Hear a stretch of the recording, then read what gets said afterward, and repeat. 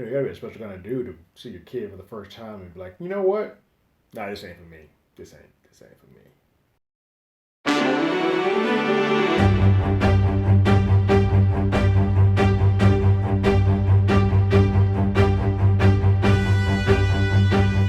Hello, everyone. Terrence here with Hollywood Already Did. If you haven't already, go ahead, like, share, subscribe to the channel, ring that bell below. Anytime we have something, you'll be among the first to know. Sweet Tooth, the new comic book property. We just can't get enough of these comic book stuff. But this doesn't feel like a typical superhero that's doing something completely different. So it's not the run of the mill, Invincible, The Boys, you name them, they're all the same. I'm kidding. There's levels to them, but you get the point. This is a post-apocalyptic fantasy story about a young boy named Gus who also happens to be quote unquote a hybrid, mixed half with the deer, half with the human, and sort of how that comes to be, how he comes to exist, how there may be others like him, and sort of how this virus that existed has sort of permeated the world and made people fearful. It's interesting that this is coming out now, considering the world that we live in. There are a lot of parallels to the way that people react to, treat people with the virus and without the virus, and how we have handled the virus, the way that it is handled in this show, compared to how it's handled now during the pandemic, and how people respond to uh, being protected and wearing a mask or they're not. It's all clearly this was done before everything went to shit in the world, but and the comic that is based on and the book that it is based on was done before the world went to hell. But it is fascinating to see the parallels of what is and what isn't real and real not. But that is just a sort of a side story, and sort of the story as a whole comes off from that. But this is more so a story about Gus Shepard, who was referred to as Big Man by Gus, and Bear, who sort of come together.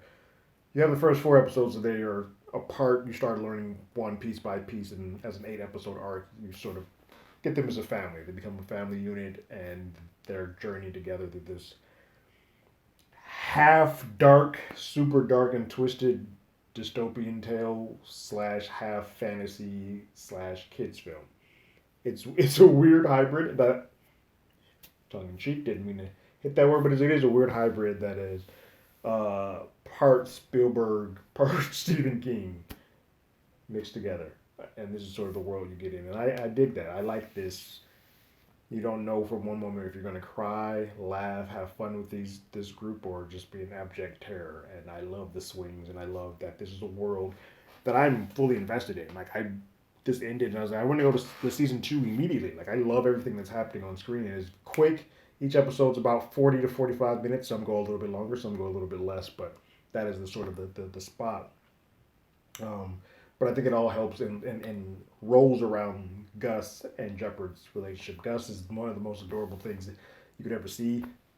Antlers or not, he's a cute kid that is just wanting knowledge and wanting of the world, and just the way that he gets his name and is in love with Sweets, just so adorable, and just the reaction to how he interacts with Jeopard. And I won't go into spoilers, but how Jeopard sort of responds to him. And as we peel back the layers to understand why he is the way that he is, same with Bear when she comes along, and why they are the way they are to each other, it creates a great and captivating story. There's a side story that is happening while this is going on in this series. Gus, Bear, and Jeopard are having a great, a great time, but they are having the A storyline, and that is where I'm all engaged to. There's a secondary storyline that is happening with two doctors and a science, like two doctors who are scientists trying to find a cure for this virus. Dr. Gladys Bell and Dr. Sting. Um, they live in this almost Stepford Wivian cul-de-sac where they're having these PTA meetings. Second somebody gets sick, they're burning them down, burning the entire friggin' house down. That's what they're doing. But the wife of this couple gets sick, and so he is now under the gun to sort of get her well. I just am not that interested in that story. Part of it might be because I'm living in that world now where it is feeling more like COVID and more like pandemic, and it's almost a one to one. I'm like, I want something that's a little bit more. Let's go in the forest and do some weird stuff with a kid who likes chocolate, less of the virus stuff. That could just be me. I also just feel like, as a whole, Gus, Jeopard, and Bear are so different from each other, and and it's more engaging to see the three of them, that triangle form and become a family, whereas these two just aren't that engaging or that interesting, and it's kind of like, nah, whatever. So anytime that for me, anytime that the story goes from leaving from them and goes off to the two of them, I'm just a lot less interested. And we do sort of get a side C story, if you will, with a mother, Amy Eden, played by Denai. I'm going to butcher her name, Denai, I believe. Denai is how you pronounce it. Denai Ramirez, who plays a mom who was sort of taking over the zoo. And the zoo, she's become sort of a safe haven for all the hybrids who um, need a place for shelter. And she's taken over this one young lady who's half hybrid with a pig, and then a bunch of others. She starts taking them on. And where Gus thinks he's the only one who can speak, she has taught her young daughter to speak as well. So there's a hybrid there, but they have an entire community there that she's basically just bolted, hunkered down, bolt up, and until we sort of get a villain in this series, which we do get one around the halfway mark, about 4 or 5, makes his presence known, but he doesn't really still start interacting until 6, maybe 7, and then 8's pretty big.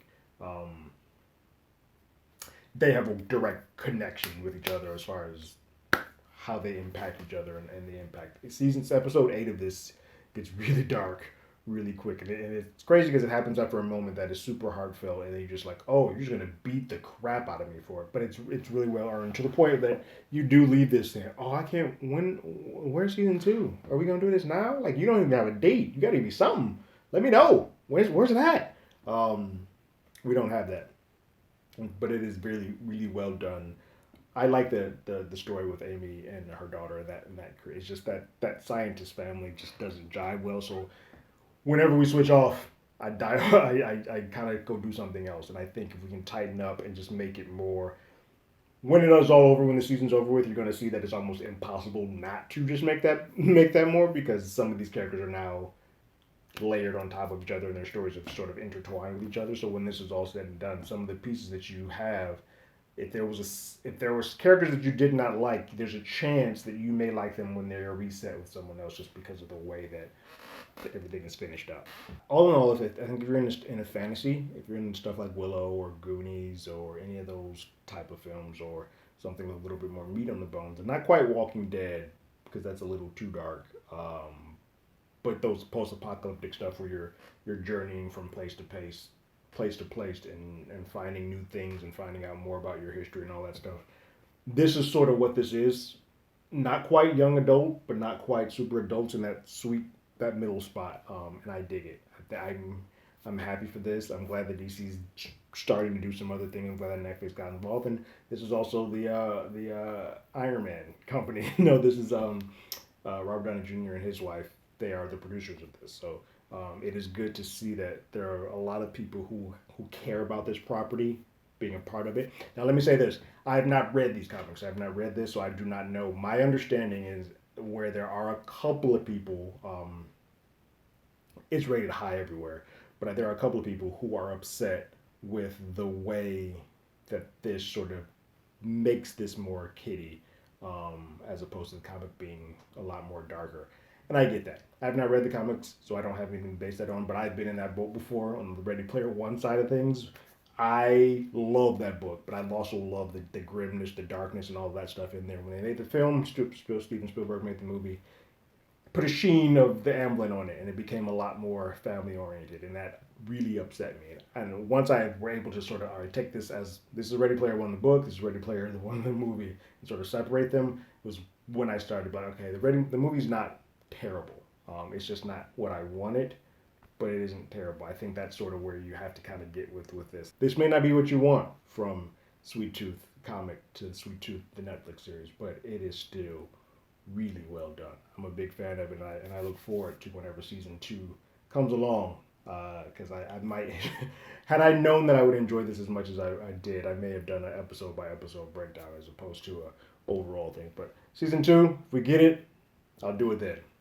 What did you guys think? Have you seen Sweet Tooth the series? What did you guys think of season 1? Hopefully just season one, and we'll get to season two. Leave your comments in the comments below. If you haven't already, you can follow us on Twitter at HollywoodADI. You can hit us up on email at HollywoodAlreadyDidIt@gmail.com.